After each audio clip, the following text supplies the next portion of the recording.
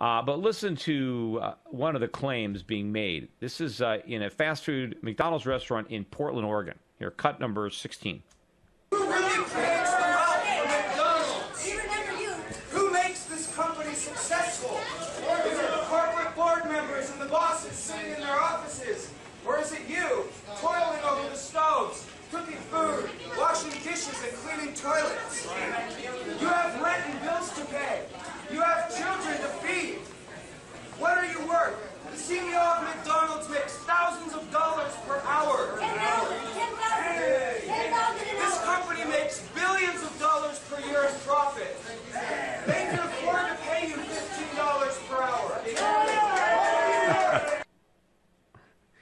First of all, if they paid him $15 an hour, they wouldn't have billions in profits. All their profits would be gone. But that's not really what I want to talk about. It's the comment where he says, who makes this company run? Who really runs McDonald's? Is it the bosses in the boardrooms and in their offices? No, it's not those guys. Those guys are just a waste. They're not really doing anything up there in their offices. What runs McDonald's are you guys cooking over these hot stoves, the guys cleaning the toilets, the guys washing the dishes. Not that there's really any dishes to wash at McDonald's because it's all styrofoam. But, yeah, you guys, the fry cooks, you're the reason you run this company, not the bosses, not the people in their offices. You know, they might as well not even be here. They're useless. They're unnecessary. I mean, can you imagine this attitude, how people actually think? What would the fry cooks do if their bosses weren't there? You think there'd be nothing to do. There'd be no restaurant. There'd be no jobs. You think businesses are there because of the workers, because of the unskilled labor? That's what makes businesses run? I mean, this is what people actually believe. This is your typical, communist rally the workers because you have all the power, right? You're the real driver of the economy. The people doing the work. Those guys up there that are doing the thinking, they're not really working because they're not sweating over a hot stove like you are. They're just up in some air-conditioned office thinking all day. And that doesn't really amount to anything. You see, it's the thinking that's the important part. It's the figuring stuff out. Why does somebody even have a job cooking French fries? Somebody had to figure out how to put all the pieces together.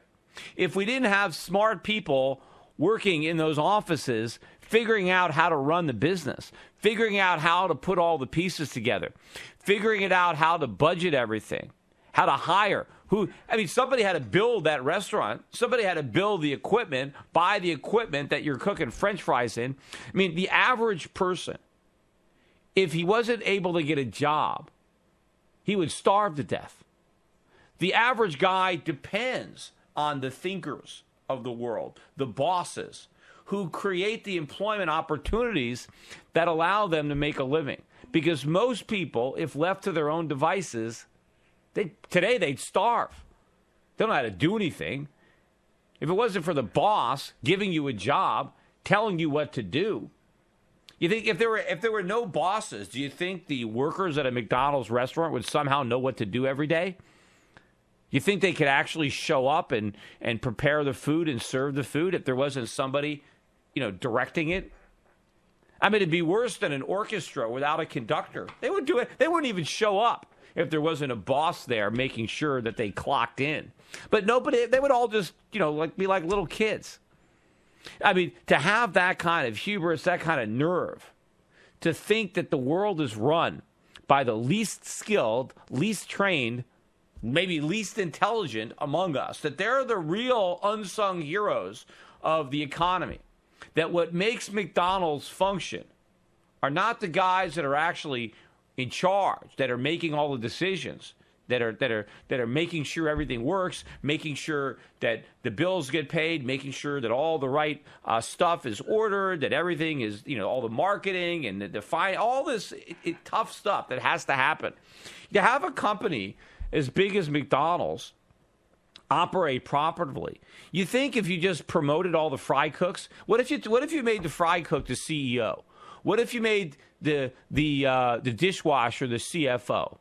What if you took all the people out of the kitchens and you put them in the boardrooms and you put them in the air-conditioned offices and you took all the management people and you stuck them behind the stove? How long would McDonald's stay in business? You know, a nanosecond. The whole thing would implode if it was the other way around. But no, this is what these people actually think. They actually think that the workers run the economy, that the workers run the companies, that it's their labor that counts, or they're consuming. That's even worse when they say you're the consumer. You power the economy by spending. It's your shopping that makes the economy go without any regard for what's actually going on. The shopping is the easy part. Taking orders, collecting a paycheck is the easy part. Figuring out what needs to be done and figuring out how to do it, that's the hard part.